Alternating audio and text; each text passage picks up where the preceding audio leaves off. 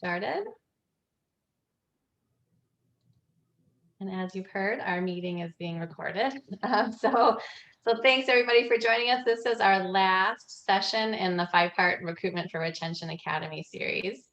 If there's anybody who has not yet been on, I'll just take a minute and introduce myself. My name is Shannon Studden, and I am here as a consultant supporting the Delta Region Community Health Systems Development Program, which is providing this webinar today. And I am joined by Caleb Lozinski, the Delta Program Coordinator Extraordinaire. The Delta program, as you know, is funded by the Federal Office of Rural Health Policy in collaboration with the Delta Regional Authority. Our session today is a little bit different than the last 4 sessions. So today is devoted really entirely to sharing and learning from your peers in the Delta program. As you heard, the webinar today is being recorded, and it will be posted to the center's website. And as always, Caleb will be sending the recording and the slides to participants. But just to make a note that the recording is only going to be for the parts of the session when we're all in this main room together. So breakout discussions are not recorded, will not be posted to the website, will not be shared with anybody else. We just really want you to feel comfortable sharing the challenges that you're experiencing and offering each other guidance in a more confidential environment. So as always, we encourage questions and discussions, particularly today. So if you have a question or a comment, we encourage you to unmute yourself and just say it out loud, or use the chat box as always. But if you're not speaking, we ask you to keep yourself on mute just to cut down on feedback. We will be dividing into breakout groups today, twice during today's session. And if you're able, we encourage you to use your video as well as audio so your group members can see your face. We know that's not possible for everybody, but if you can't use your video, just use your audio. We also know that a few of you join in ways that you're able to hear but don't have a microphone, so can't speak. If this is you, know that you can still participate in breakout groups. That's totally fine. It might be a good idea when you get into the breakout group just to type in chat that you can hear but not speak, so that people know not to hear your voice.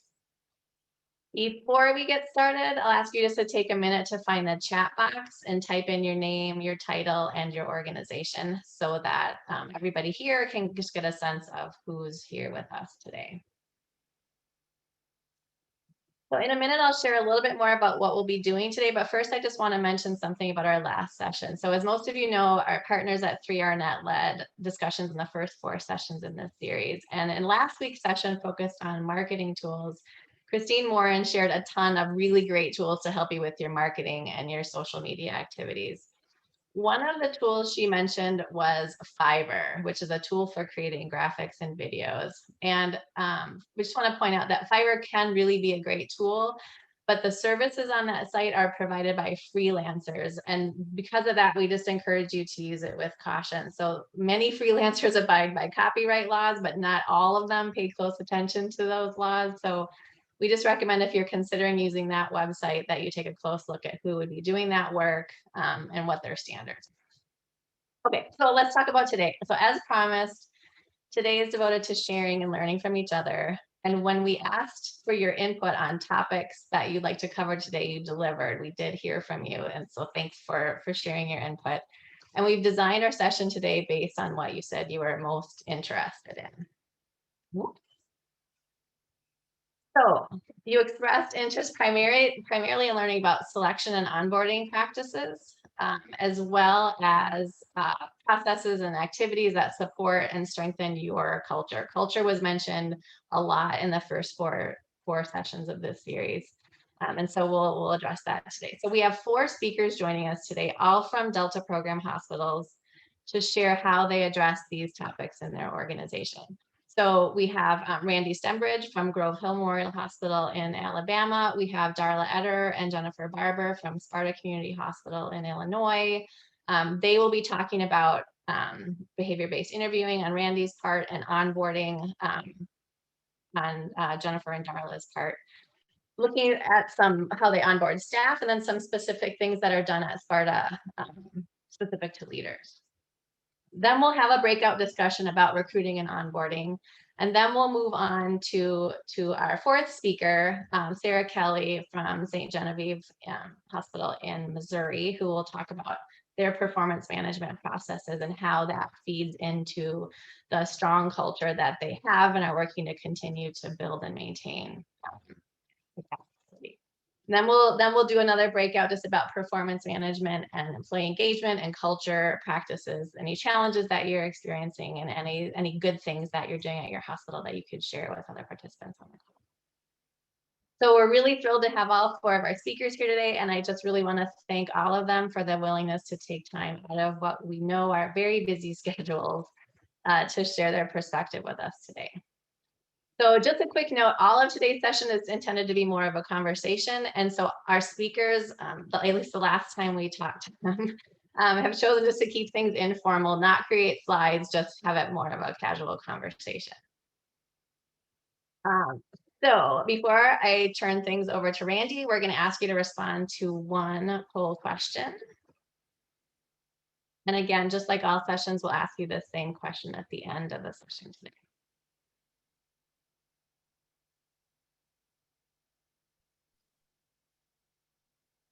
All right, Caleb, you can close that one, see where we are.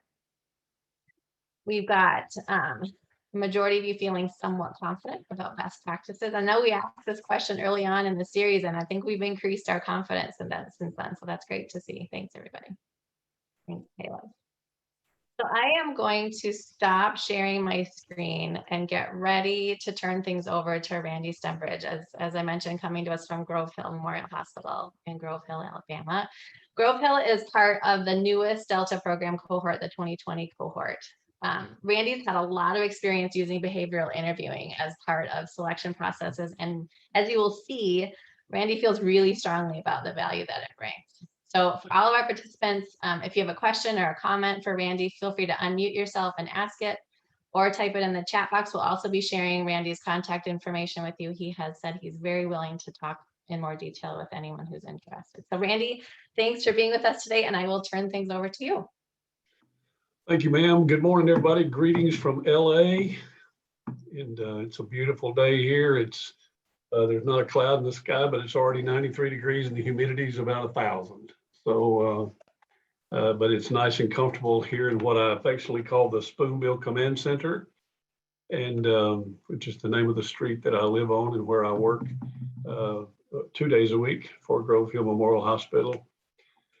And you can look at me and tell that I'm not a newbie. I just for grins for whatever, I retired from Infirmary Health System after almost 20 years back last fall, and immediately took a part-time position with Grove Hill Memorial Hospital. So I've been an HR professional for 33 years.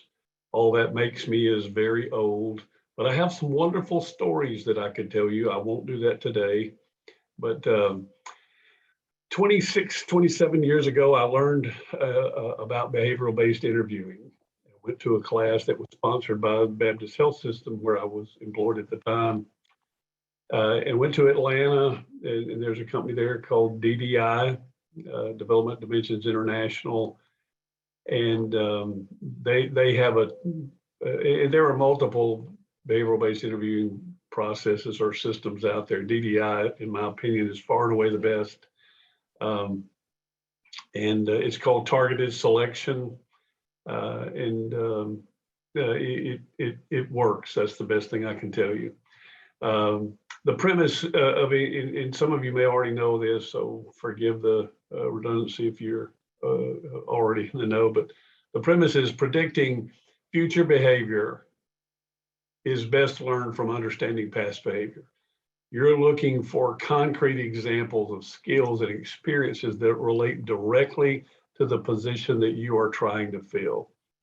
You and I need to know before they walk in the door to stay for the first time, how they will respond to specific workplace situations, how they would solve problems to achieve successful outcomes. So there, and I didn't check these before this presentation because it really doesn't matter all that much, but there have been statistics in the past that shows an interviewer makes up their mind about the candidate within 2 minutes of meeting that candidate for the first time. And the first factor that determines that is how they look. Are they pretty? Are they handsome? Are they ugly? And I'm just being honest, that's what people look at. Now, candidates know this as well. Just like you and I can go out on the internet now and look up behavioral-based interviewing questions, they can look up answers to behavioral-based interviewing questions. So this is where your ability to probe within the answers and ask follow-up questions is important. So they can find out how to dress. Now, most of them don't, just to be perfectly honest with you. There are certain generations that I won't mention, but they're not traditionalists and they're not baby boomers. I've had interviewees, candidates show up in tank tops and flip-flops. And so here's the thing that Randy's learned. If you only invest 20 to 30 minutes in the interview process, you're going to get an ample return on that investment, which is nothing. If you want to invest in a stock, you're going to put some serious thought, some serious process, some serious dollars in order to get a return on that investment. It's the same thing here. If you were coming to work for me, or if you were a candidate, I'm going to talk to you on the phone first, and I'm going to then schedule an interview, and I'm going to ask you to block out 4 hours. Just letting that sink there for just 1 second. Because here's the thing, both sides are making a decision. You are as the interviewer and they are as the candidate.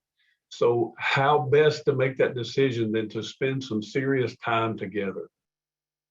You're going to ask questions, and at the end, you're going to give them an opportunity to ask questions. But both sides have got to determine, do you want this candidate to be a part of your team? And if I'm the candidate, I'm sitting on the other side, I'm going to ask, hey, do I want to work for this person? Sorry about that. When I interviewed at Infirmary Health System, I had 12 interviews in 2 days. Only one person, only one, interviewed me. The rest of them talked about how wonderful they were and how privileged I would be to work with them and for Infirmary Health. So I interviewed them back and determined that there were some that I wasn't really excited about working with, but there were others that I could learn from.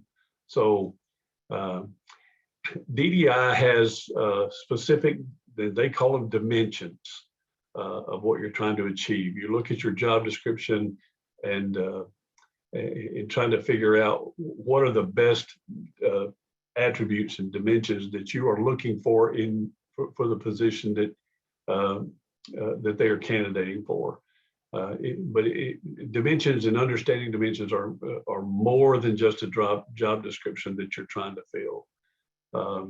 I'll give you some real quick examples of the ones that I use primarily when I was hiring for my HR team. And I use them also. One of the privileges that I have is because I like to do it. I interview for, on my days off, I will interview for other companies. And they will call me and ask me if I will help them out, and I'm happy to do that. But some of the dimensions that I look for are adaptability. I'm looking for someone who tries to understand changes. Now, that's easy to say and harder to do, but do they approach change with a positive mindset? Do they adjust their behavior accordingly? And a question that I might ask them is describe a situation when you need to adjust your behavior to work more effectively with someone very different from yourself. Now, that's a long question. And here's the typical response you get. Well, there's so many opportunities here. There's so many. And so what they're doing is they're buying time, and they're telling you, oh my gosh, I wasn't prepared for this, which is okay. So your answer is, well, just pick one. Just take one. It doesn't matter. Just pick one. And then I'm going to be quiet until they respond. And that is something that I would also encourage you to do. Learn to be comfortable in the silence of an interview. When you ask a question, don't say another word until they answer. First rule in negotiating is once you put your pitch on the table, the next person who speaks loses, whether you're buying a car or a refrigerator or asking your fiance to marry you or whatever. So you're also looking for different things like, are they making eye contact? Are they, we're looking for body language and stuff like that. Time management skills is another thing, another dimension that's very important to me. I want to know how they plan their day, their week, their year, because if they're not organized, they're most likely not going to be successful in the world in which we live. So what do they use? Do they still use a paper calendar? They use their phone, their computer, and tablet. Well, I've had people, I've asked them for an example of it, and then they pull out a wad of sticky notes out of their purse and say, well, this is my things to do list today, because I can just throw them away when I'm done with them. Well, that's fine and good if that works for you, but that won't work here. So tell me how you prioritize your calendar tasks and projects, et cetera.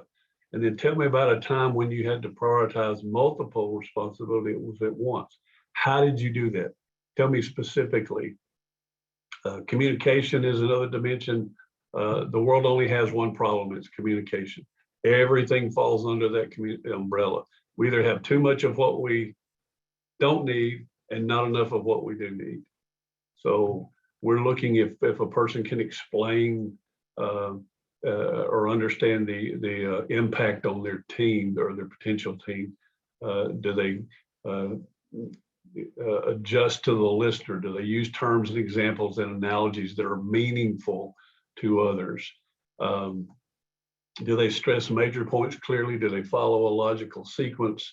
And one of the best questions here under communication is, tell me about a situation in your life, Ms. Student, when you had to say no.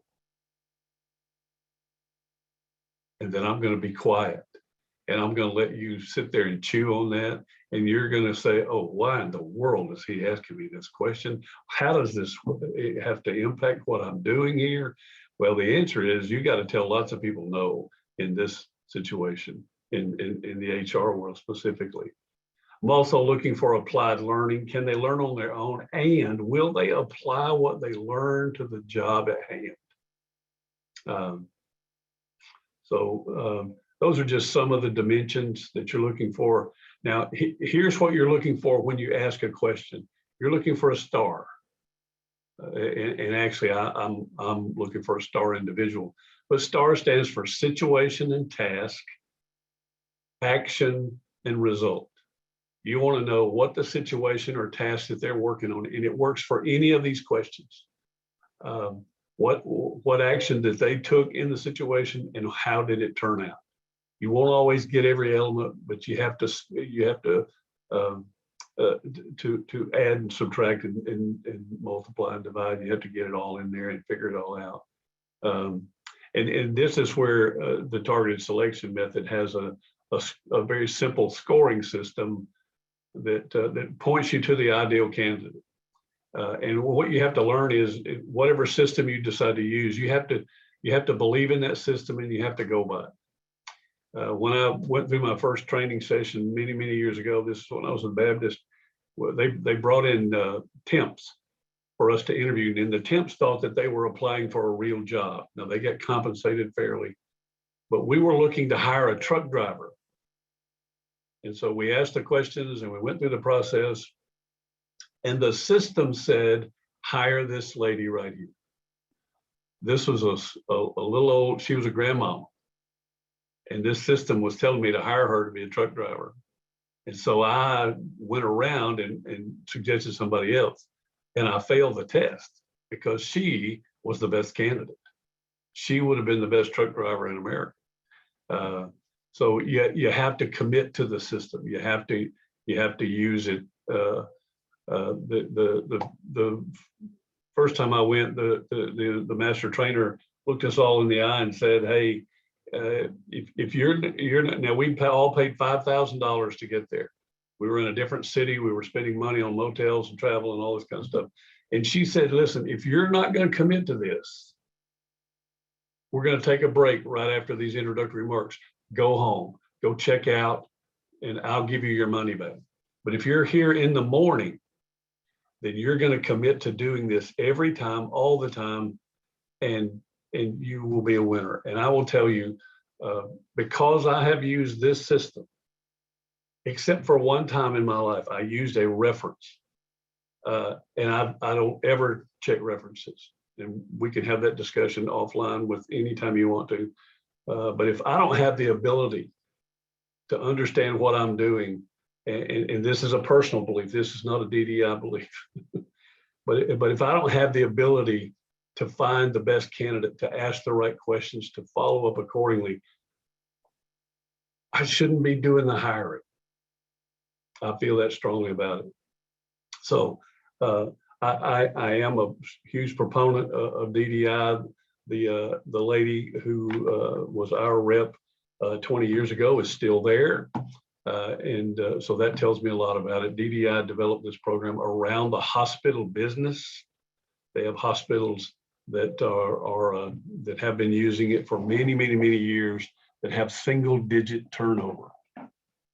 Huge hospitals and small hospitals that don't have turnover. I'm talking like 2 to 4%, which is pretty phenomenal. And here's the other thing: you need to make sure that the questions you ask are legal and lawful. Okay, you need to understand what the difference of those things are. Now that things are different, obviously we're living in a virtual world, so FaceTime, Zoom meetings and stuff like that give you the opportunity to make some eye contact with the candidate. I'll usually start off with a phone conversation, and it's a surprise. I just call them and say, "Hey, this is who I am, and I have your name and number as a potential candidate," because I want to see how they answer the phone with an unknown number, because that's what's happening many times with the specific people that worked with me. We didn't know who was calling. So we need to know that somebody cares when they answer the phone, and there's a way to figure all that out. So with that, I will stop and give y'all an opportunity to ask questions or make comments, or tell me to hush and go away, and I can do all of the above.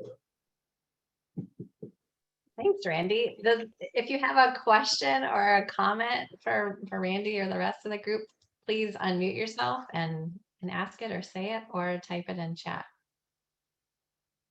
Does anybody have a question? I have a question, actually. So Randy, I love the idea of behavioral interviewing. How does that work? Do you rely on peer interviewing at all, or do you just handle all of the interviewing? Well, it's always best to have peer interviews. I agree with peer interviews, but this is the way that we learned it. You would have 2 to 3 people interview, some using the same questions, some using different questions. You have others there to observe. The problem that you have with the people who are there to observe, most of the time, don't know how to keep quiet and let the person who's driving the interview ask the questions. So, but collaboration is a key part of this. You don't want to just be a one-man show, but everybody else who's interviewing has to know the who, what, where, when, and why. One of the places that I do interviewing for is a church, and the first time I went, there were 8 people in the room, And after a few minutes, I just shut up because I realized that they weren't going to do what I'd already asked them to do, which was to listen, make eye contact, observe body language, and take notes. And then we would collaborate at the end and then follow up with the candidate. After about 30 seconds, they were asking questions and popping them out of one after another. And so the next time when they called and said, hey, we got somebody we want you to interview, I said, nah, I ain't coming. You guys do it the way you want to do it. And what you'll do is you will always be hiring someone. And this goes back to also to the first question. Randy, why in the world would you take 4 hours? Because here's what I've learned. People will tell you what you want and need to know if you give them the time and the prompts. Give you a quick example. One lady, this was for an employer relations position. And I asked her a question about how she handled conflict and those kind of things. And she gave me a good example and what the situation was, what she did. And she hesitated when it got to the result. And so I sat there for 30 seconds or so, which seemed like an hour. And I said, so how did that turn out? She said, well, I slapped the blank out of it. and she sat there for a minute and she said, God, that feels so good. And I said, what, the slapping? She said, no, the telling somebody. I've been wanting to say that for years. And then she had the gall to call me a few minutes later, said, is that going to keep me from getting this job?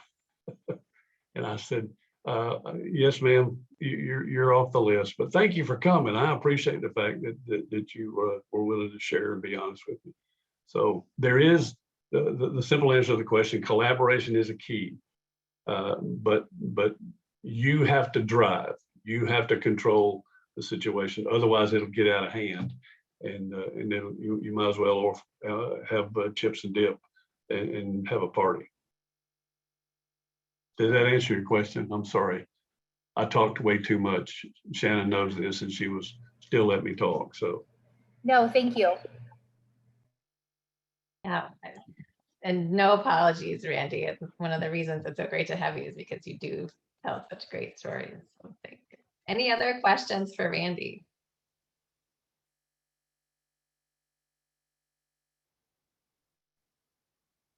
All right, well, Caleb did put Randy's contact information in the chat. So thank you, Randy, for offering this. So if you do have questions or just want to talk about something specific with Randy, you've got his contact information. So reach out to him anytime.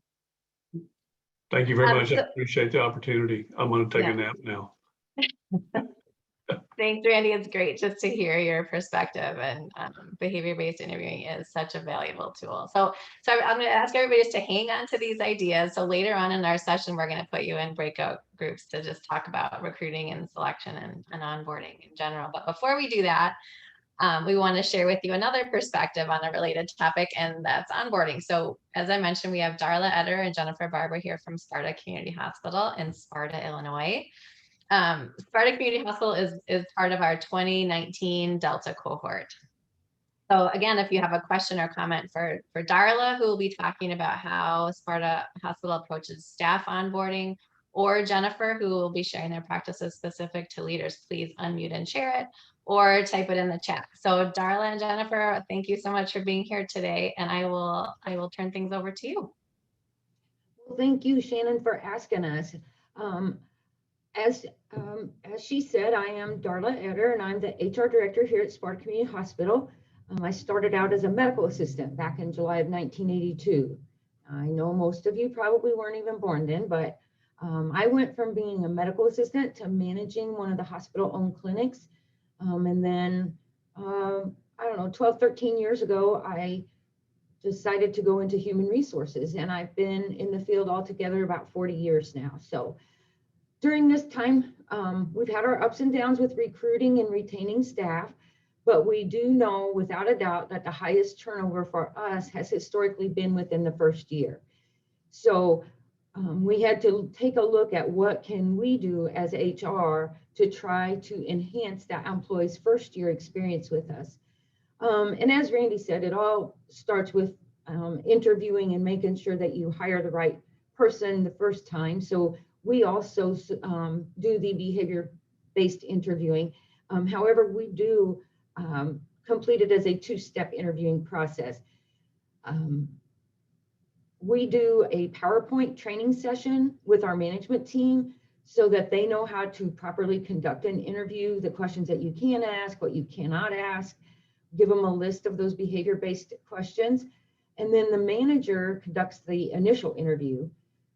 And the manager is strictly looking at, does that person have the skills and the qualifications, the education, or the experience that's needed to be able to perform the duties. And if the manager says, yep, I think this person has the skill set we need, then they reach out to HR. They let us know that they have a prospective candidate. And then we do have a peer panel interview team, which is comprised mostly of frontline staff who have volunteered to participate and do these panel interviews. We've also done extensive training with them and given them the questions that we want them to ask. They're interviewing to see if the person's a good fit for the organization. They know they've already got the skills, so they don't have to ask about the skills. All they're doing is saying, do we think this person could display our standards of behavior? Would they be a good fit? So we do have a 3-panel team. They do the interview, and as Randy said, we have one person that leads the conversation. The other 2 are there just to listen and take notes. And then those 3 individuals will rate that employee based on their responses to the questions. If they are a good fit for the organization, then, or if they don't feel that they're a good fit, then they come back and give their concerns regarding that candidate to human resources, and we go back and share it with the manager.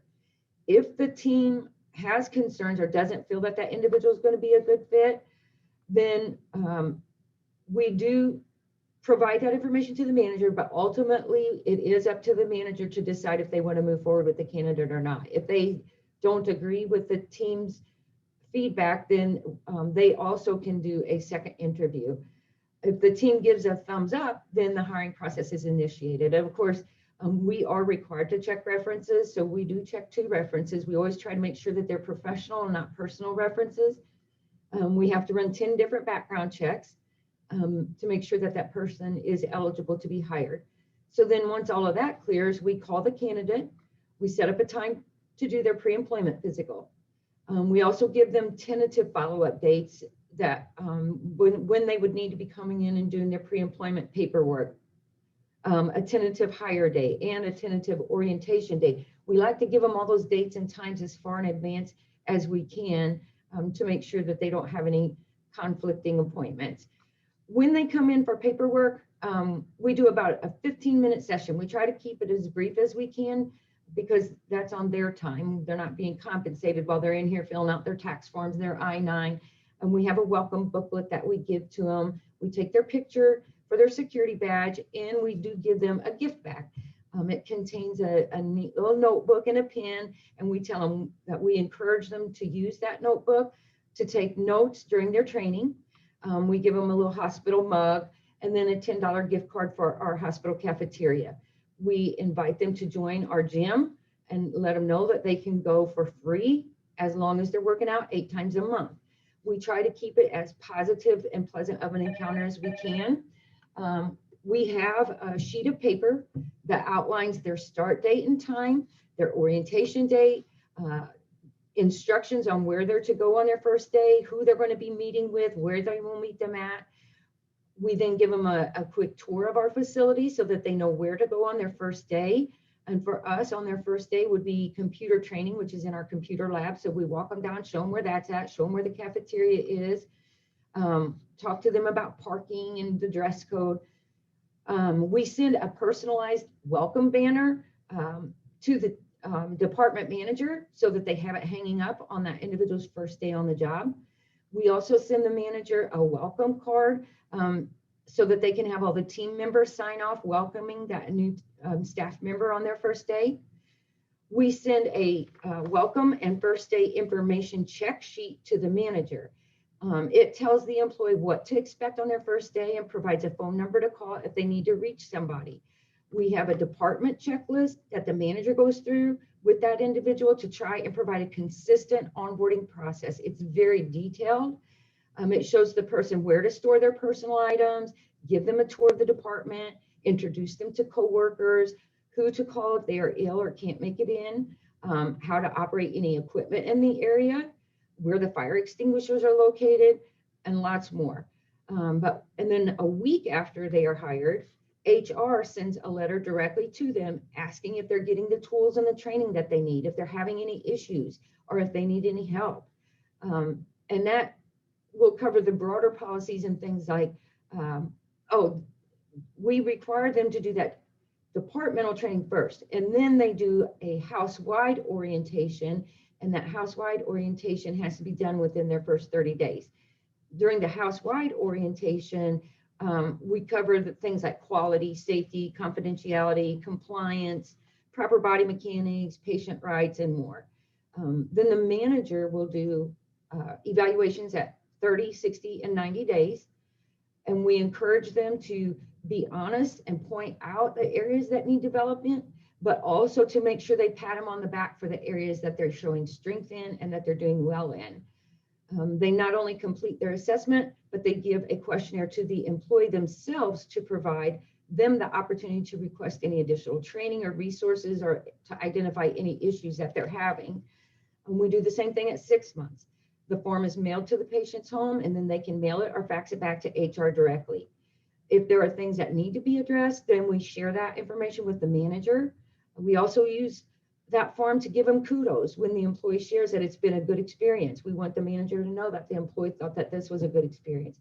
We send out handwritten thank you notes to staff to their homes when we see them going above and beyond, so that not only their coworkers, but their family knows what a good job they're doing. Our struggle is normally when they get to the department, and then of course the managers are obviously short-staffed, or we wouldn't be bringing them new people. So sometimes they have a tendency to rush them through their training and not use a consistent trainer or a consistent training program. And our mission is to try and work with our managers to enhance that departmental training process so that we don't make them feel overwhelmed or lost. Because we feel like from an HR perspective, we're going above and beyond to try to make this onboarding as simple and pleasant for the individuals we can. So, but our turnover continues to be high. So we thought, okay, we've exhausted every avenue that we can think of to enhance the onboarding. So now we've got to move into the department and assist those managers with developing good onboarding once they get into the department. Through the years, I've seen a lot of employees like myself who work their way up the ranks without any real leadership training. So if we're going to retain staff, we have to make good role models out of our leaders. So a year ago in January, my friend Jennifer joined our team as our Director of Relations.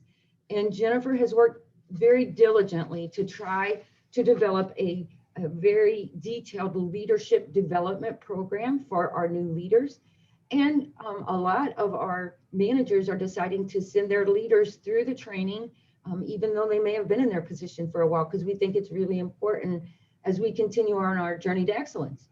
So I'm going to turn it over to Jennifer and let her tell you the why and give you an overview of that leadership development program. Thanks, Darla. And yeah, like Darla said, my name's Jennifer, and I'm the Director of Relations at Sparta Community Hospital. And as Shannon mentioned, we are part of the 2019 cohorts with the National Rural Health Center, and that also makes me the champion. So I know a lot of your hospitals have community champions, and that's what I am. They just made me a full-time role, and through it, we made some other stuff happen for it. And real quick, I was going through to see who all's on the call while Darla was talking. Sorry about that. And Sherry, I just want to let you know that Amy is my spirit animal. So if you're wondering a little bit about who I am and what my personality is, it's look at Amy. Okay. So like Darla said, a lot of times when I suspect that your hospitals are all very similar because I worked at a critical access hospital for 6 years prior to this as a marketing director. And while I wasn't doing HR, I was doing a lot of employee appreciation type things. I oversaw our employee appreciation events and started doing leadership trainings over there by bringing in people. when we came over here, we were looking and, like Darla said, everyone in smaller hospitals, you tend to hire from within and you move up through the ranks, and all of a sudden you're the lab director and you came in as a phlebotomist and worked your way up.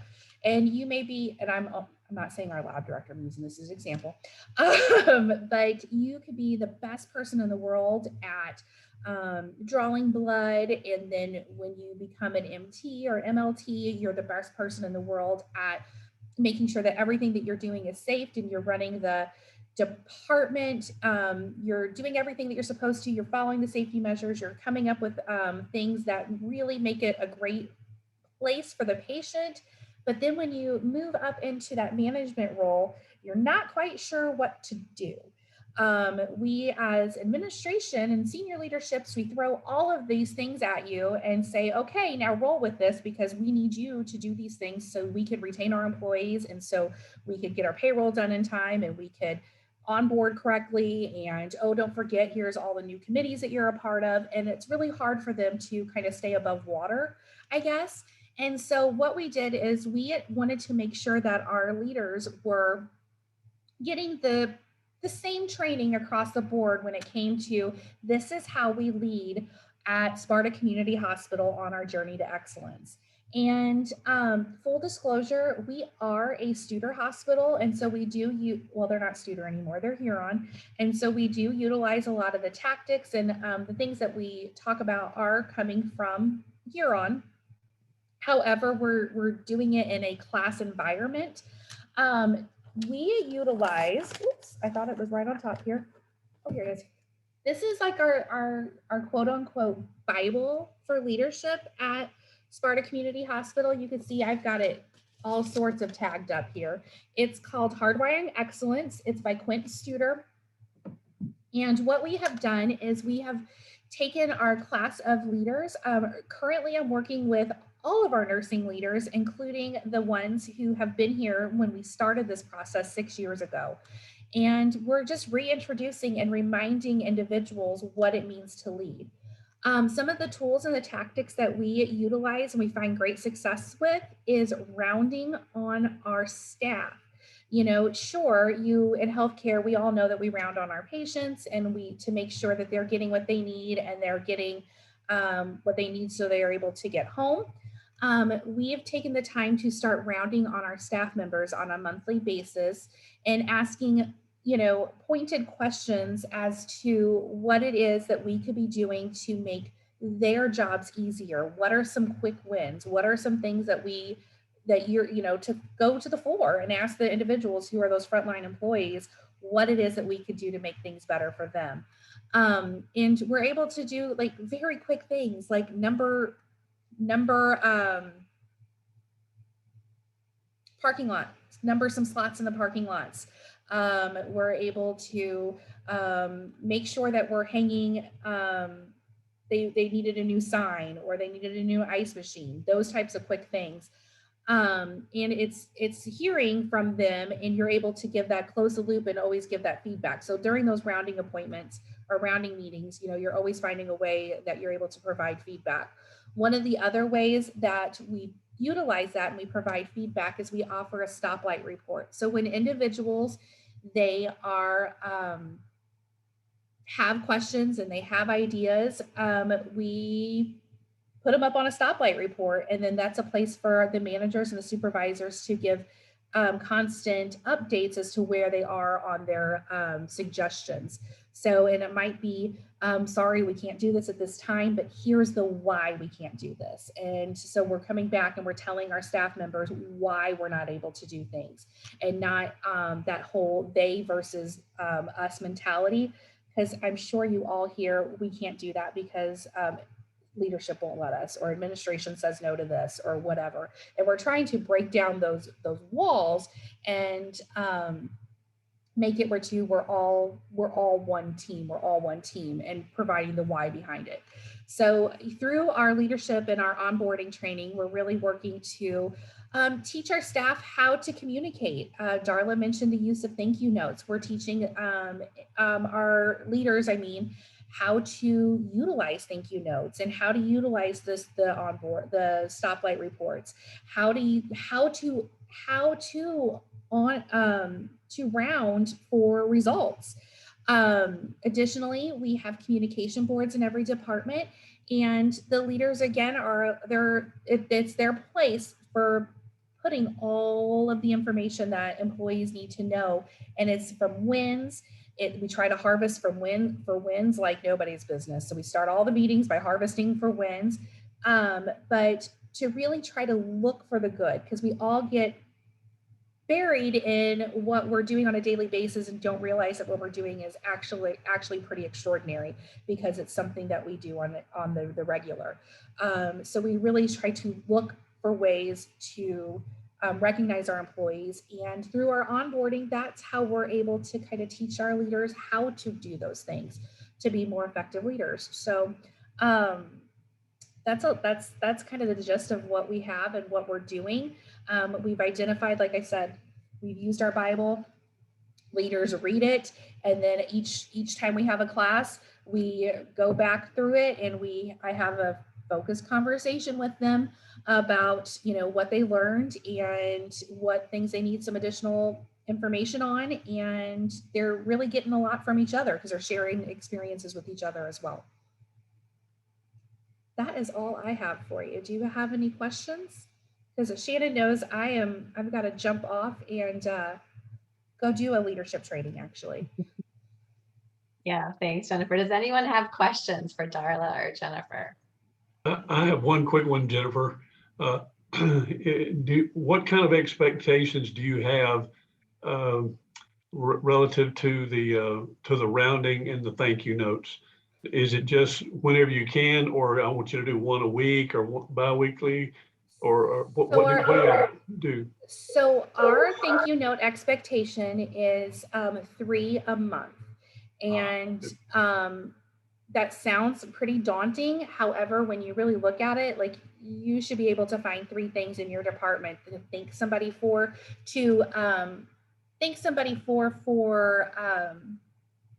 meaningful, to write a meaningful thank you for someone instead of, hey, thanks for holding the door open for me today. Those aren't the type of thank you notes, but like how they've really affected, how they've made your life easier and better. So we ask for 3 a month. And then rounding, the expectation is that the leader rounds with their employees once a month. Okay, very good. And by the way, for everybody, if you are an HR professional, this is Randy's opinion. If you're an HR professional and you don't have hardwiring in your library, you need to order it today and start reading it tomorrow. Thank you. Yeah, not a sales pitch for Studer, but I am totally behind the whole thing. It's expensive. Thanks, Jennifer. Any other questions for Darla or Jennifer?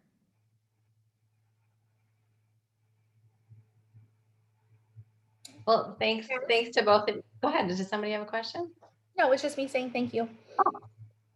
Thank you. Well, thank you so much to both of you for sharing your perspective. It's so nice just to hear. It's really specifically what's happening at Sparta. Thanks. I just want to point out. Go ahead. I do. I just want to point out, I thought that we could do this leadership stuff in a month, like do 4 meetings and get it all done. We are now into month 3 of me meeting with our leaders on a weekly basis for an hour of going through all the leadership onboarding. And this is because they've had really good conversations at each of the sessions. So, lesson learned, it takes longer than we thought it was going to take. Well, and just because that's a topic I can get on a soapbox, it's kind of nice to do it that way, because then it's just you giving them little nuggets to absorb, kind of practice, play with a little bit. And it also kind of just embeds it more into their daily work when it's something that's spread out a little bit longer. So there can really be some benefits to that. I just want to point out, for those of you, if anybody's listening to the things that Randy or Darla or Jennifer have been saying, and are thinking, oh my gosh, I haven't gone through DDI's program on behavioral interviewing, or Darla went through this math of really great processes they have for selecting the right candidate and onboarding, and Jennifer talking about working with Studer and Huron, and you're thinking, gosh, I haven't gone through DDI. We don't have all these processes. We haven't worked with Studer and Huron. We're so far behind. That is not the intention of this at all. The intention of this is just to share some practices that different hospitals are using that have worked for them.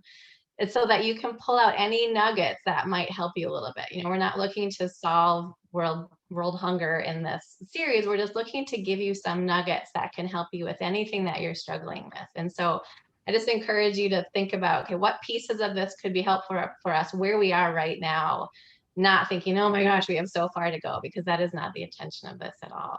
So just putting up that. Shannon, I just want to interject that we didn't have all this pulled off the shelf in a day or even a week. These are just tools that we've adapted throughout the whole entire process. So I'm more than happy to share with anybody that would like to see any of the tools, like our first day what to expect sheet, or what we ask on the 30, 60, 90s from the employee, our new employee 6-month employee evaluation that we send to them. Anything that you guys are interested, I will be more than happy to share. And like I said, you don't have to implement everything at once. Pick one thing and try it. If it works for you, great. And if it doesn't, that's okay. Perfect. Thank you so much, Darla.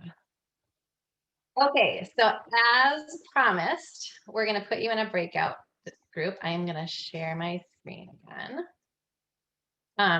So the questions that we're going to have you discuss are also in the handout. And Caleb shared a link to the handout early on. And Caleb, could you put that in chat just one more time so people have it in front of them? But just generally, here's what we're going to ask you to talk about. So just once again, introduce yourself, who you are and where you are.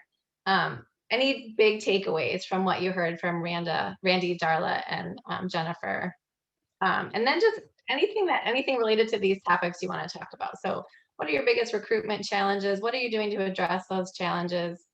What do you currently do to choose the best fit candidate for a position? And what good things are you doing? What onboarding practices are you most proud of?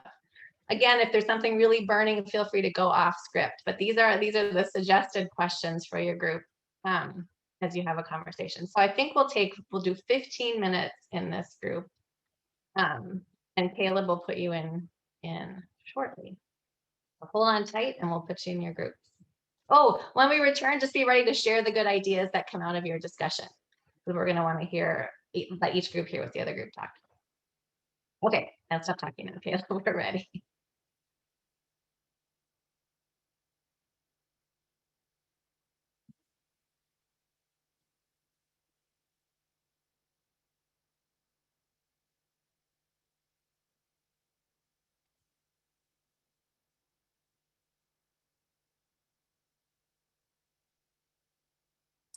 I just want to say, I think we had quite a few people drop off right before.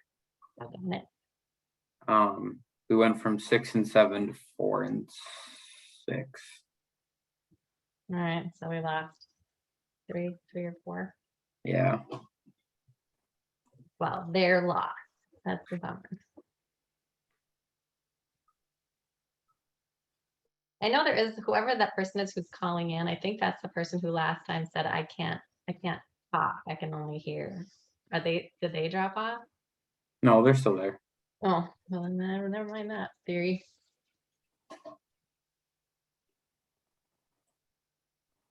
How are you two doing today? Good. How are you? Good, thank you. How's that baby? Oh, good. He's such a good baby. How's yours doing, Caleb? Oh, fantastic. Yeah, he's about 4.5 months now. And we finally started getting to the point where he was sleeping, or he was only waking up once at night. So we got really excited, but then he hit the 4-month regression period and he's backsliding a little bit. Now he's up twice again every night, but he's still super fantastic. He's in the 99th percentile for length. He's a super tall baby. You know, that's hilarious you say that, because mine is in the 97th and I'm only 5'2" and my husband is like 5'9". So I'm like, we're just gonna have this like 6 foot tall little boy towering over us. Yeah, I feel that. Are you and your wife tall? So I'm 5'7". My wife is like 5'9", 5'10". Okay. So a little bit of height in her family, it sounds, maybe. Yeah, a little bit. All of her brothers and sisters are around that same height. But yeah, I feel like he's definitely gonna outgrow me. In like 4th or 5th grade. Yeah, Shannon, where is Sophie on the percentile scale for height? She's falling quite a bit now, but when she was his age, she was about the 56th percentile. So quite a bit smaller. He's already wearing 6-month clothes and he's 2.5 months and they're getting kind of snug. So if you look at pictures of Sophie around like 9 or 10 months, she's a similar size to what he is now. Wow. Yeah. So it's just funny to see the differences, but for her, she wasn't very long, but she was one of those babies that had the kind of the Michelin Man look, the big rolls on her arms and thighs. Yeah. And he doesn't have that. He's pretty thin, but very, very long. Our kids were very much the same. Our son was always in the 98th, 99th percentile for height and weight. And Charlotte, our daughter, was always like in the 5th. And now he's 6'4" and she's 5'1". And my husband is 5'9", I'm 5'6", so we have no idea where the height came from. His family is especially interested in figuring out where the height came from. Oh, I bet. But yeah, they look so funny together. She's the big sister, and she's more than a foot shorter than him. Oh, that's funny. It's amazing how, like, far back in your lineage, some of that can come out, Yeah, for sure. How has the return to work gone for you, Shannon? So far, so good. David is on leave now, and so he's not in daycare yet. So, that makes the transition easier. Sure. I also think it's easier the second time, just because, with Sophie, I remember just being terrified of having someone I didn't know watch her. Yeah. But she's been in that daycare now for 1.5 years. And so there's some comfort knowing that when he goes to daycare, we already know the people who are going to be watching him. Yeah, for sure. Plus, you just kind of know what to expect when it's your second, and there's just less anxiety generally. Yeah. Well, good. Have you got to see your son more often now that things are kind of going back to normal a little bit? Yeah, we were just with him over the 4th. We were with both of our kids over the 4th, which was awesome. And we went to Michigan to see him in March, and then we'll see him again next month and the following month. So yes, it's great. been much better. Good. Much better. That was a rough year. Yeah. So Caleb and I were talking earlier about just the craziness at the center right now. Are things crazy for you too, Shannon? Busy wise?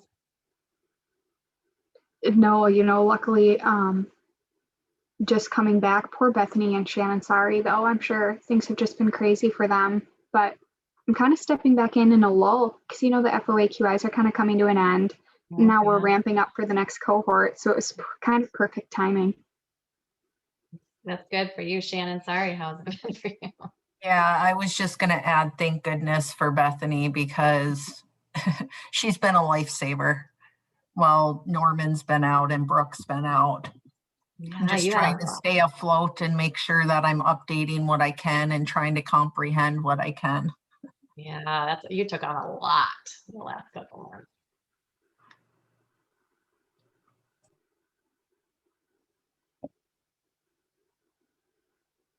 Caleb, I didn't even look to see what time it was when we did breakouts. We have 13 minutes left. I think did you do it for 20? I did. Can we? So 13 minutes would put us at 11, 12. Can we cut 5 minutes off? Yeah, I'll close rooms when 5 minutes left then. Okay, that'd be perfect. Thank you. Yep.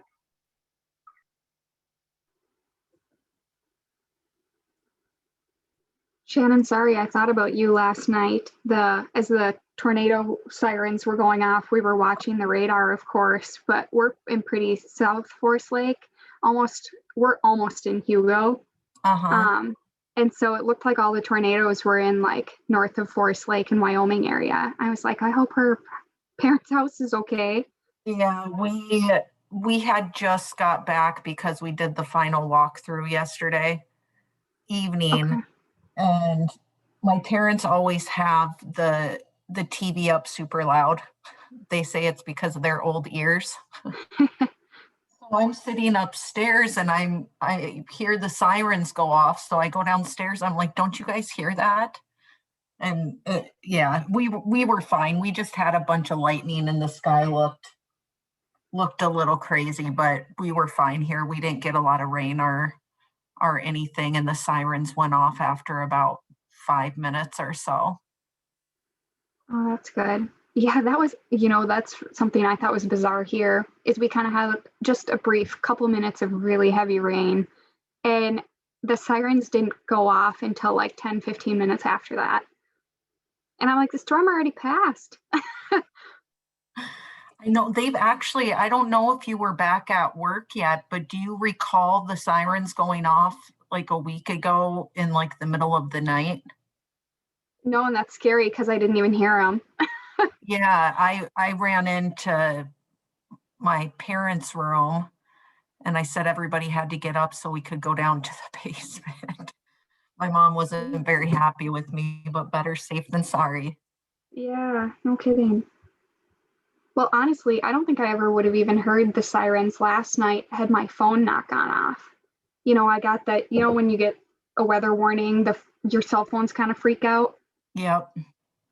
We had that. And so then, of course, we were kind of listening for the storm sirens from the city. But otherwise, I never would have noticed, I don't think. Yeah, I had a feeling we were going to get something just based on how the weather's been. Yeah. And then, I mean, there's just so much. That's something we don't appreciate often enough in Duluth. I mean, we have nasty spring weather, but it's very rare that we get really severe tornado type activity up here. So we don't appreciate that as much as we should. Yeah, I don't even really recall the sirens going off when I was in Duluth. I was thinking about that last night. Because, I grew up in that area, and in my entire life in Duluth, I had heard the storm sirens and had a tornado warning twice ever. Wow. And neither time did the tornado actually touch down. There was just, it had formed in the sky. But then down here, I've lived here for a year and a half, and we've already had it happen 2 or 3 times. Wow, that's amazing. Yeah, I just never realized, even just being a couple hours south, the difference. The difference. Yeah, when you do hear the siren up here, I always think, is it Wednesday? Yep. Is the first Wednesday of the month? Yep. Okay, we're good. Always the tester. Yeah, and down here, it's the first Tuesday of the month. And so the first time it ever went off, I was like, oh my gosh. David's like, calm down, it's Tuesdays.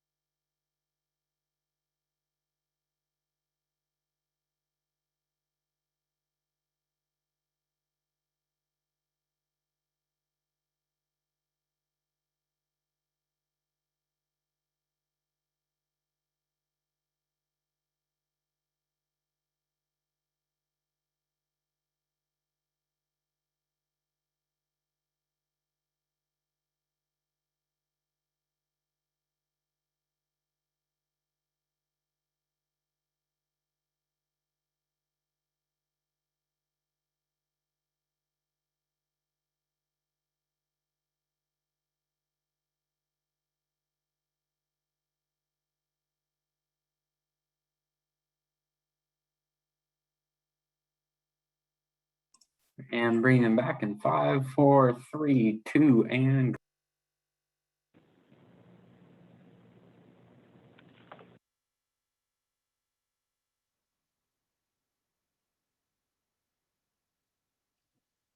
Hey, welcome back, everybody. Hope you had some good conversations together. Before, we're going to go to break in just a couple of minutes, but before we do that, I just want to make sure that we have some cross-pollination between groups. So what good ideas were shared in your discussion? Can each of you share a couple with us?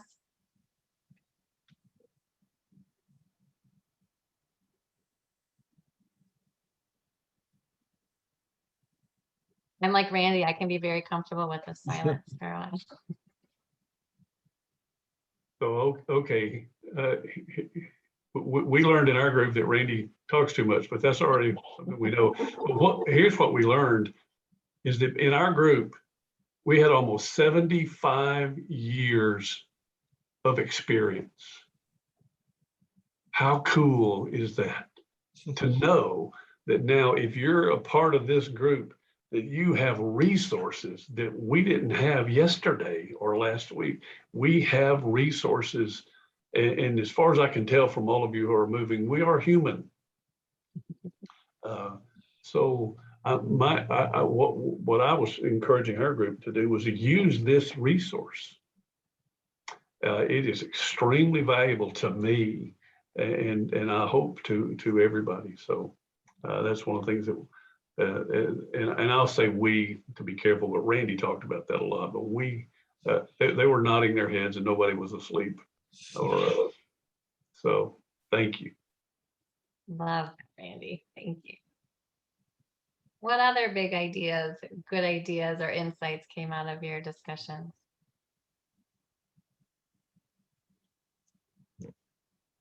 Well, in our group, I just want to make sure that people knew that I was impressed that they had been doing 3 rounds, and I'll let them talk about this more, but 3 rounds of COVID incentives for their staff that has stayed with them over the last year. And while that's kind of frustrating, it hasn't increased the amount of candidates that are coming in new. I do think, I got to believe that'll pay off over time with people that'll stay with you. And I do think it's a loyalty thing that will build over time. It's just frustrating when you don't have any candidates coming in and everything you're doing is not paying off, it seems like, seemingly. And again, I told him, I said, I worry a little bit about how long this is going to last, because we know that people that are traveling just after money, it eventually is going to dry up and stop, and they will need homes to go to and places to go to. But for right now, for the foreseeable future, it's kind of hard to tell how long that's going to last, because nurses have always been kind of tendency to have that kind of mindset. There's people that are traveling. I told them, I said, I've recruited physicians for a long time, and there's always that type of personality in the physician world that they like locum tenens. They just like temporary work. That's how they operate. But it's still a smaller segment. I do think that some of these professions now that are traveling to get money from here to there, I think that'll end eventually and they'll come back. And that's why I think incentivizing your current staff is great. It's probably reincorporating people once they stop doing this. That's going to be probably the bigger issue is how are you going to bring them back in, and how do they get, it's kind of that prodigal son thing. It's like, how do you pay them when they come back, and how do you incorporate them back in, because they're still going to be offering services you need, but maybe they weren't the ones that stuck with you, through the hardest time. So, but I like the incentives. I think that's a wonderful thing to do. And I do think it's appreciated. And it'll be more appreciated down the road, because right now the government's throwing money at you. You gave them money. There's a lot of things that have come at them. And at some point, I think that'll pay off. Yeah, Mike, and those incentives, obviously to help with financial pieces, which is always valuable, but also just send such an important message, I think, to people that, we value you, we appreciate you being here and working through this incredibly difficult time, and your loyalty, and that message can be really important as well. What else? What other good ideas or insights came out of your conversations?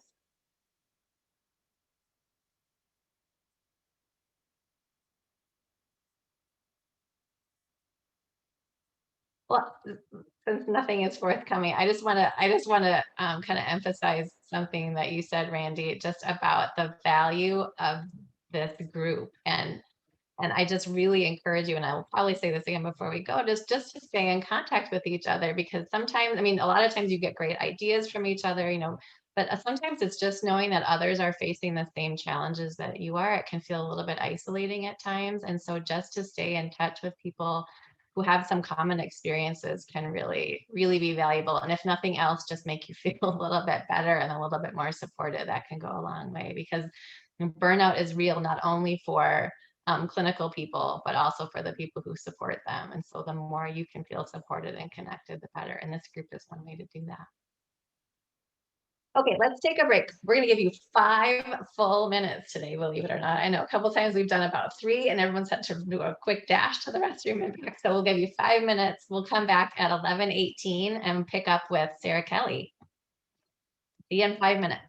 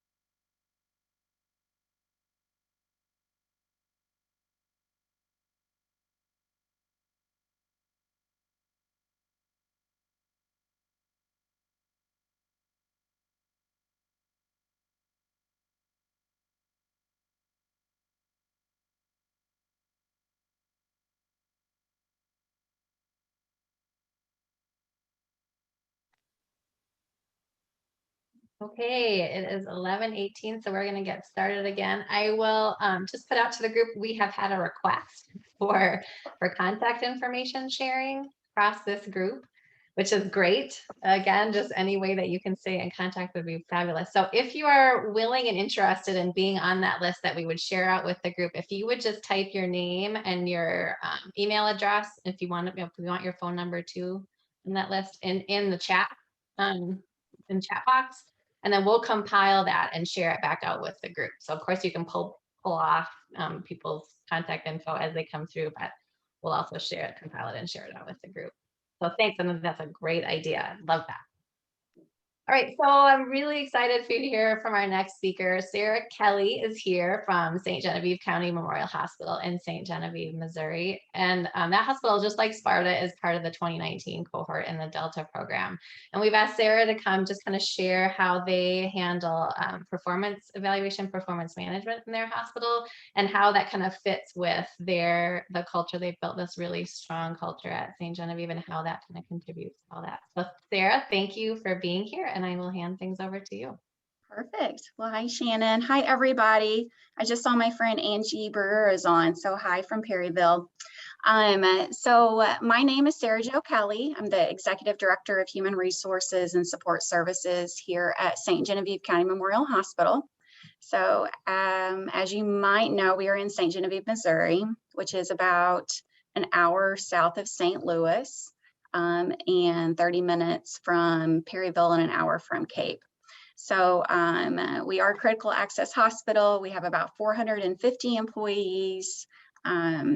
Just a couple of things about our patient satisfaction scores. Last month it was 71.8%, with one of our goals of being 75. Our EBITDA for May was 10.54%. COVID, we've had 8 new cases in the last week. So unfortunately, we're kind of consistent in that measure, but we're hoping to stay manageable with those numbers and they don't increase. Finding bedside nurses is a struggle for us, along with competing with the new minimum wage laws in Missouri and the compression that's occurring with minimum wage and some of the other positions that are around that $12 to $15 range. So this past year, we have had 2 new leaders. Our CEO retired after 15 years with us, and our CNO has also retired. So we are realigning with new leadership and new goals with the organization.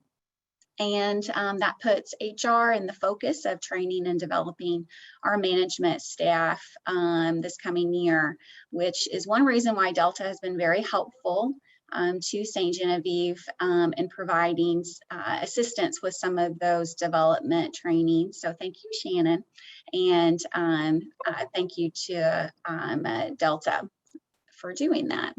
So I'm here to speak with you about performance evaluations. I am not an expert, but I feel like we do have a pretty good process with our performance evaluations and what we have accomplished throughout time here at the hospital. I've been here for 14 years. And in the past, I guess, 5 years, we had a performance evaluation that was, I would say, 15 pages long. It was rather long. Managers didn't like it, employees didn't like it. And so we did a total revamp a couple of years ago and shortened it to 2 pages. And I can tell you that managers felt like it was a lot easier for them to complete. I didn't hear as many people complaining about it, which was really good. Whenever you're on the HR side and you actually get managers excited about performance evaluations because of some of the things that we put in place. So one thing that you should know is we have worked with our managers on just training in general. We do this every month during our lead management discussions, which is a management training session. In fact, the one that we had this month was provided from Delta. Huron or Studer had completed a discussion on employee rounding. So I know that it was Jennifer that had spoken before that they are a Studer hospital. So St. Genevieve is not a Studer or Huron facility, but we do like to steal, or I'd like to say borrow, some of their practices. So we have behavior standards in place. We have 30-day surveys for our employees that they complete, which is just 5 questions. We have the 90-day satisfaction, survey of their onboarding that employees complete and return to HR. So that's been really good. And then one thing since our new CEO has started is the focus on employee rounding. So I understand that that was presented as well. So we're using some of those employee rounding tools with all of our employees where they meet once a month to go over certain questions. Like, what's going well? Who can I thank? Do you have the tools and equipment to do your job? What kind of difficult conversation there is. Now, I know I'm supposed to be talking about performance evaluations, but I feel a lot of these things are building up to the performance evaluation.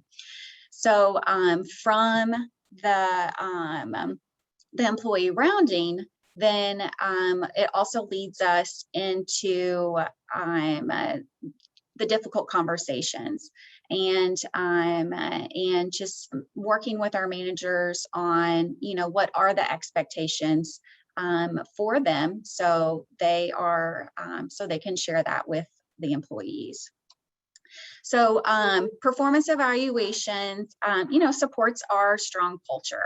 And because our managers are rounding on employees, there should be no surprises when it comes to the performance evaluations timeframe.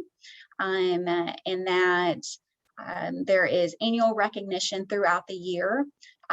We do that in a number of different ways, from our Star TV that we have, or just postings through thank you notes and our recognition and our daily band that we send out to employees. That's actually started by our CEO. So all of our employees get an email from our CEO on what is going on within the facility, the COVID rates, our focuses on the day, and like what we're doing. In fact, mine today was that we are recruiting a family practice provider, and hopefully we'll get a signed contract later on today. So prayers, please. So we're utilizing all these tools and the discussions that we have with managers with the lead sessions. And one of the lead sessions in January is specifically focused on performance evaluations.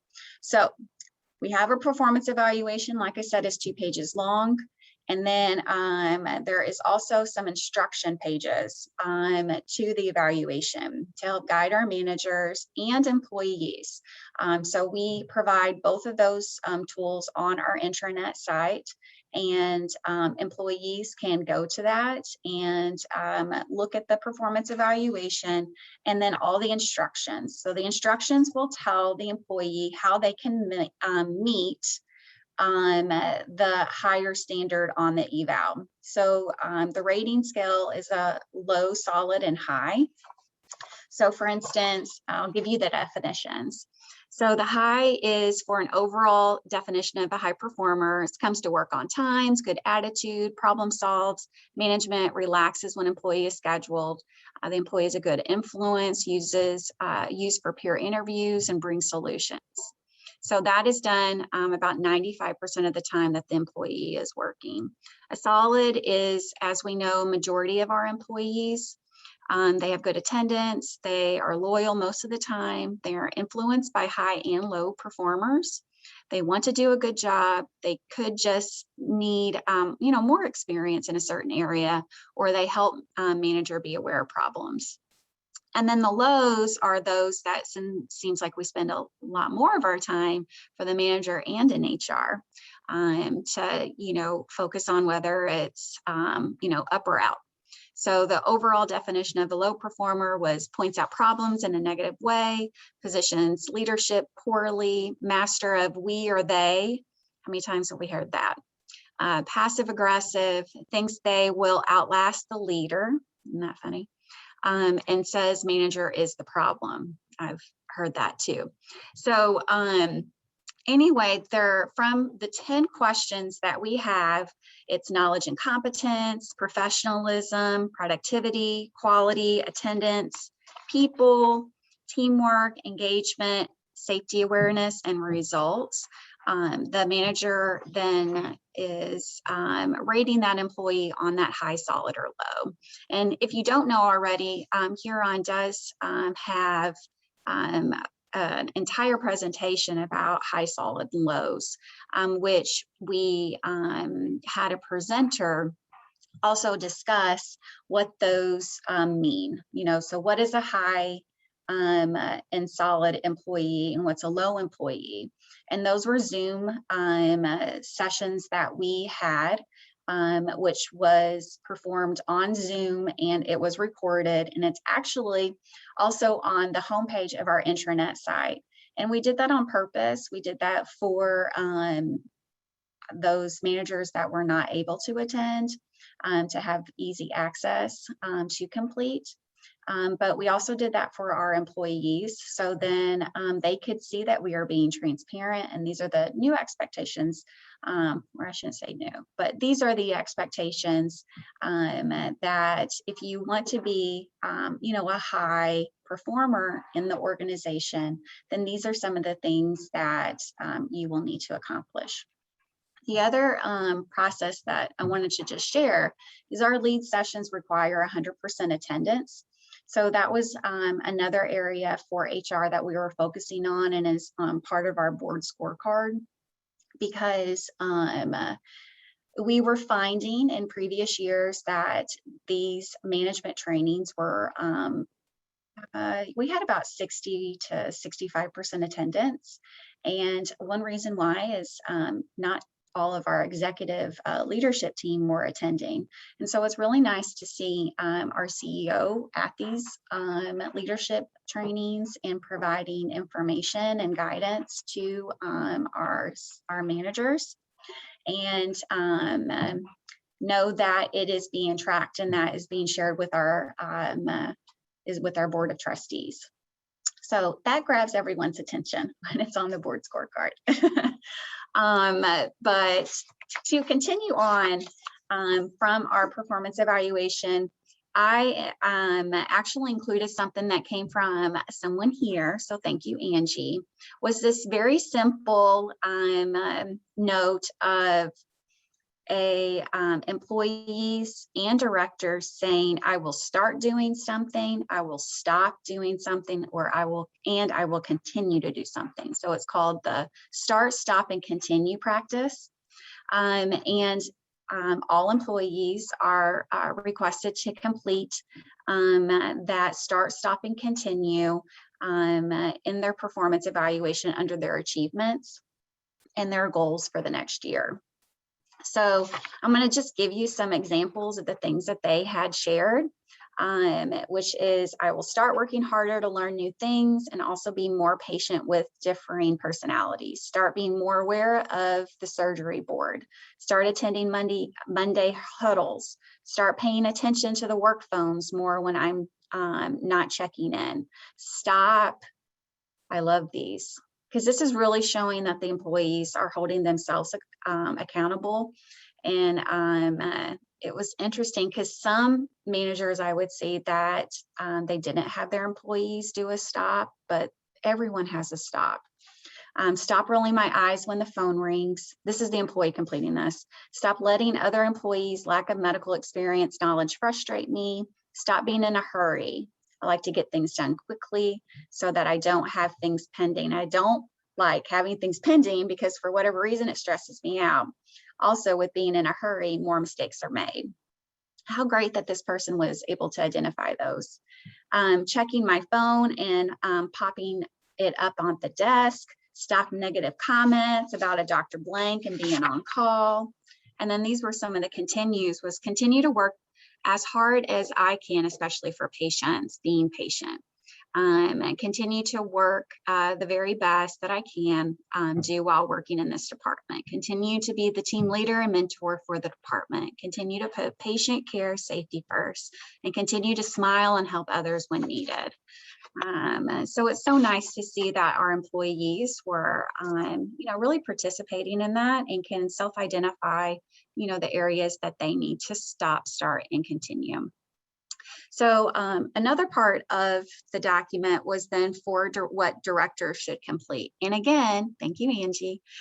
It was the start, stop, and continue. Because I don't know if you find this, but sometimes when you just have that simple option of director of circling, met, partially met, or not met, or, numbers, whether it's, 1 through 5 or 1 through 3, and then those are differentiated on what that's supposed to be.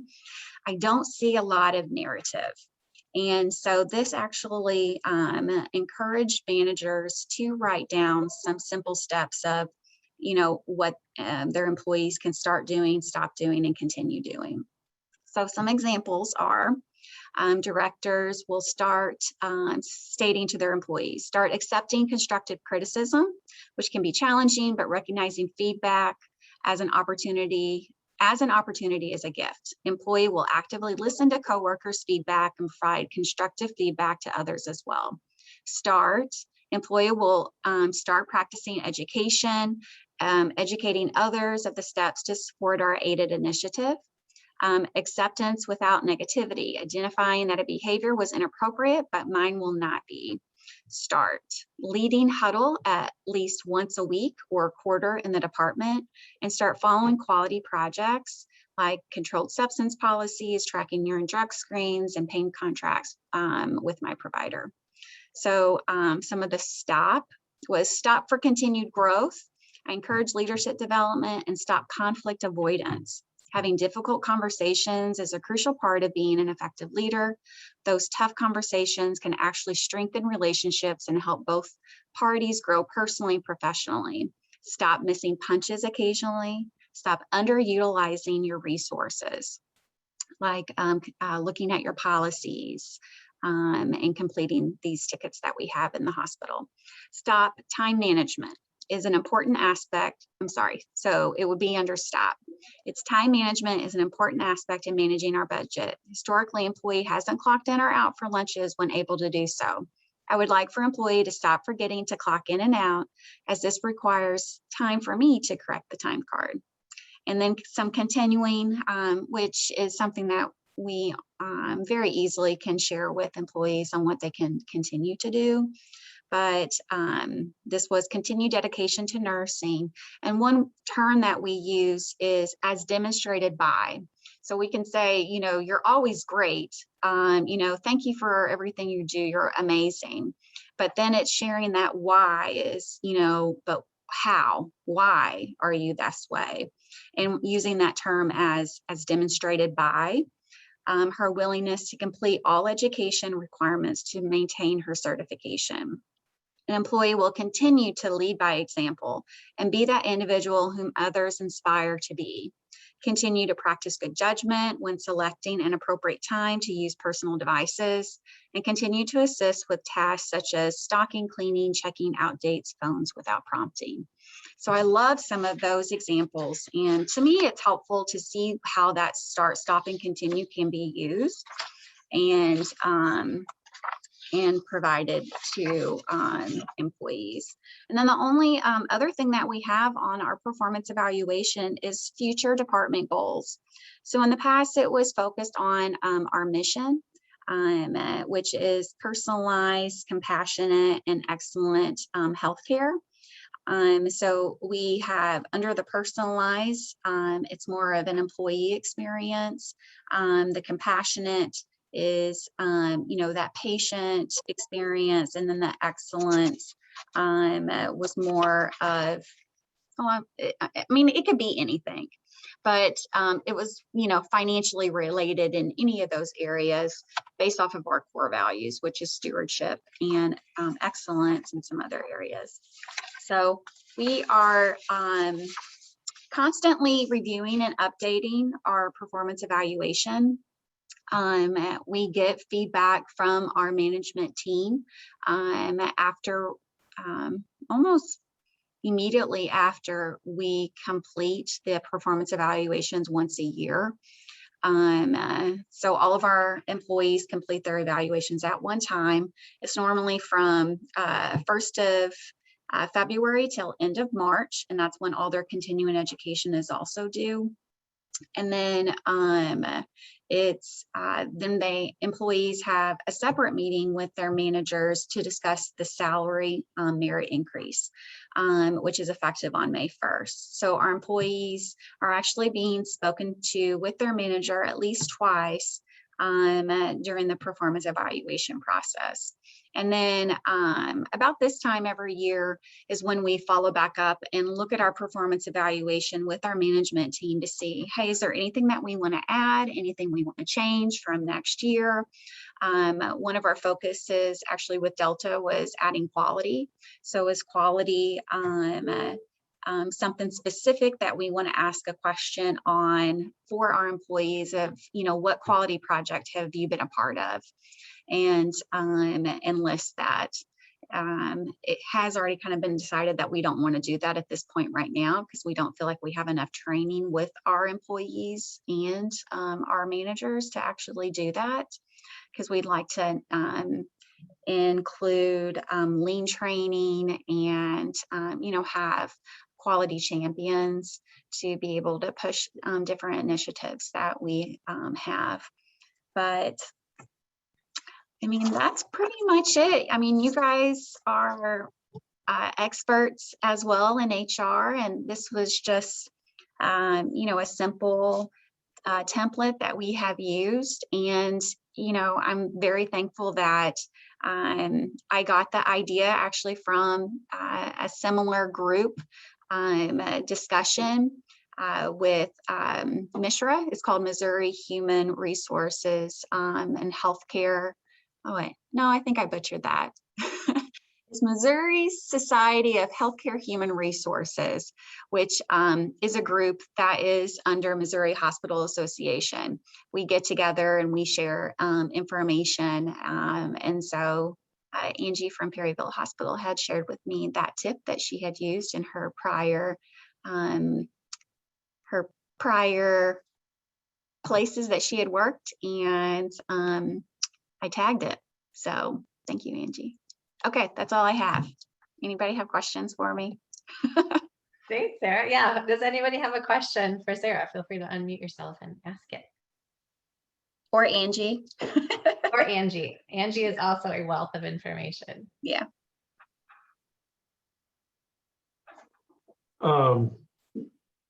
This is Randy. Yeah, Andy. Hey, how long have you been doing the start, stop, continue thing again now? And just talk a little bit more about how you do that. Is that an email directive or how do people know, how do people learn how to do that? So we've been doing it now, I think for 2 years. It might have been 3 now. And it's something that when employees start with us, we review over the performance evaluations during the onboarding process. And so they see that document, and I think, so they know about that ahead of time, but then the managers, when they're reviewing this, because we use the same form as well for our 90 days evaluation with the employee in collaboration with their job description.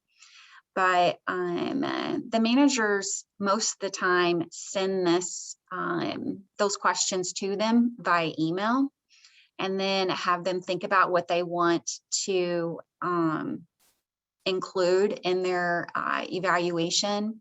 I know that because a lot of times they print that out and attach it to the evaluation, so it's in the employee's own words. Other times it is just a conversation that happens whenever they are completing the performance evaluation. And the employee asks them, just point blank, what do you want to start doing this next year, before they really kind of go into what their thought is on what they feel like the employee can do. I think it's Does an that- awesome practice. Thank you for Mhm. sharing that. Yes.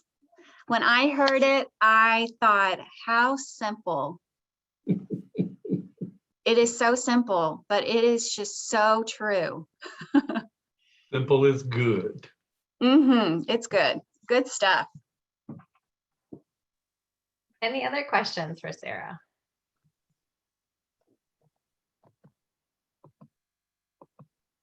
Okay, well, thanks, Sarah. Again, it's just always so great to hear about what's happening at St. Genevieve and just to share some specific things you do. Start, stop, continue is an awesome tool.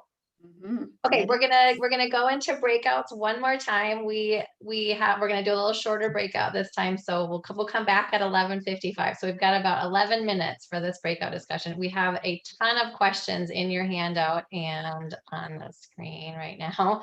So feel free to pick and choose. And again, feel free to discuss a completely different question. But one thing I would like you to discuss before we come back is just what are your big takeaways? And we've been together for 5 weeks now. What are your big takeaways just from the series overall, whether it's from today or something else from a different session? So now we've got 10 minutes. You've got 10 minutes to talk with your group, and we'll come back at 11:55.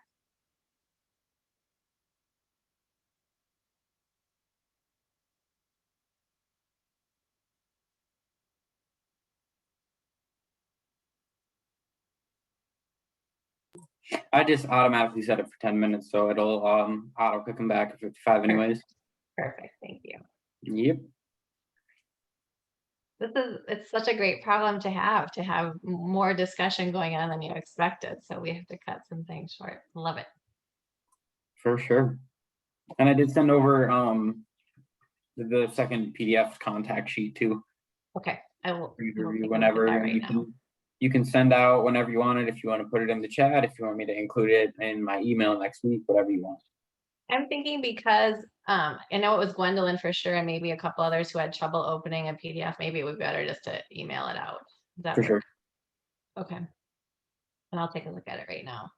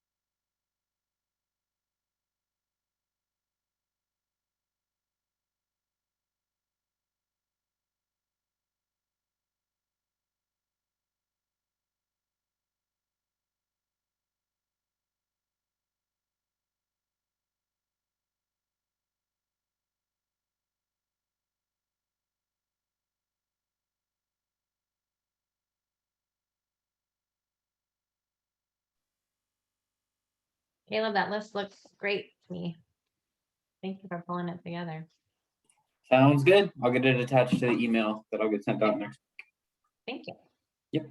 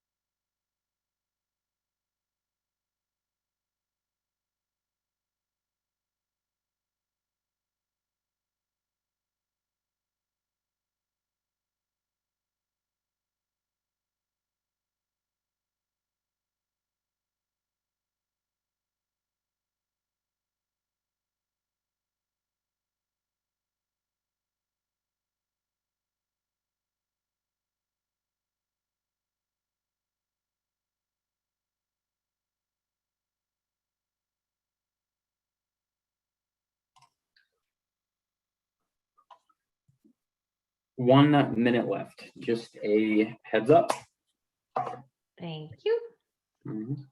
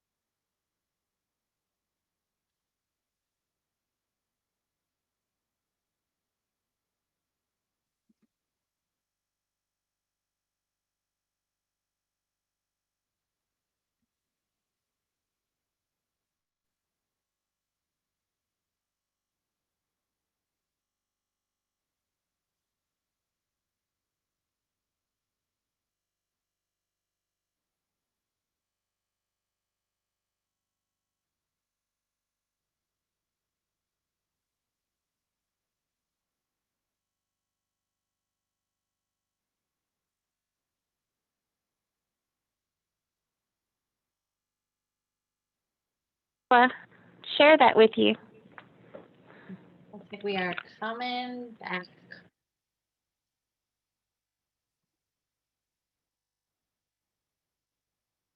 Welcome back, everybody. So you had a couple more minutes to talk to each other. Can we just hear 1 or 2 highlights? Who's willing just to share a big takeaway or a highlight of the conversation? Well, one of the highlights of our conversation we were just having between Mike, Miss Bev, and I was about the Stop, Start, and Continue program. And also we were talking about the focus on how in small rural areas, how they're more personalized. And we got to that by talking about evaluations. And Ms. Bev, who is our Chief Human Resource Officer, was about maybe with evaluations. And the idea was the 30, 60, 90 would be great to initiate back into the program there. So, you know, those are the things I was telling her. I'm focused. I'm from New York. So we're like, let's take care of the business. You know, not that we're not personal. I will ask, you know, how are you? How's your family? But it's like, if I'm in the business setting, it's like, let's take care of the business. We don't go and we just, you know, just go right to the heart of the business. So that was some of the things that, but I still am also on a personal level, will ask coworkers and so forth, how are things and things of like, I'm not cold completely, but I definitely am more business focused mind. Thanks, Gwendolyn. That's great. And it is interesting, just the kind of the culture difference between Yes. the Northeast and the South, undoubtedly. Any other big takeaways?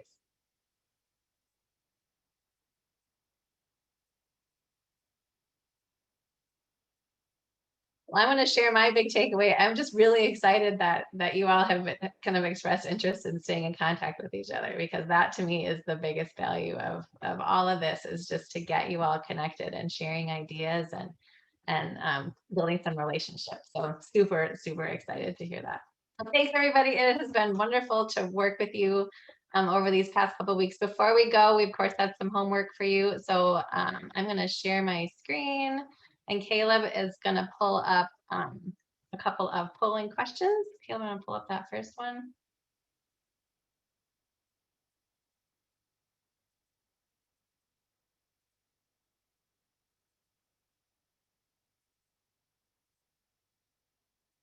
All right, we can close that one. Oh, we have definitely made some progress on that one today. So we have a lot more confident answers than we did in the beginning. Thanks, Caleb. Let's pull up the next one.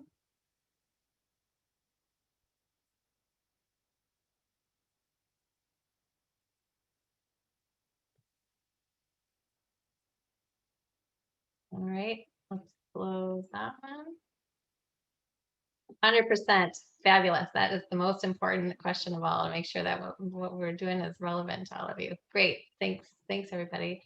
And we do have one more survey to get feedback from you on this series overall. This is not something that you need to do right now, but Caleb has just put a link to that survey in the chat. It's also on the screen. I don't know if it's a live link through Zoom.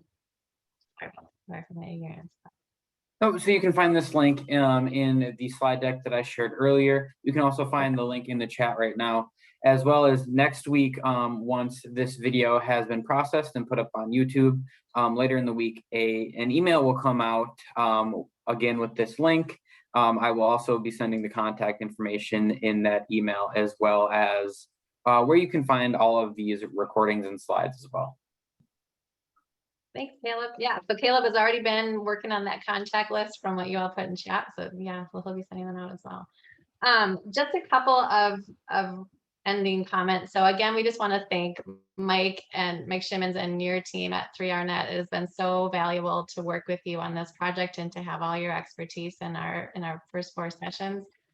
As part of our work with 3RNet, just for everybody on the call, they have offered 1-hour individualized coaching sessions if you want a consulting session with 1 or more people on the 3RNet team for Delta program participants. So if that's something that you would like to do, just contact Caleb, preferably by next Friday, August 6th. Give you about a little more than a week to make that call, but it's a great opportunity just to talk more specifically about your situation. And if you'd like to initiate a Delta program sponsored project specific to physician recruitment, you can contact our Delta program director, Bethany Adams, and Caleb can also get you connected to Bethany if you don't have her contact information at your fingertips. I think you all have Caleb's contact information because you hear from him a lot, but just in case you don't, here it is. I just want to thank everybody. It's been wonderful to work with you. I wish you all the best of luck as you continue your important work, and please reach out to the Delta team at the center anytime for any specific support we can provide. So thanks everybody. Wish you a wonderful day. Bye.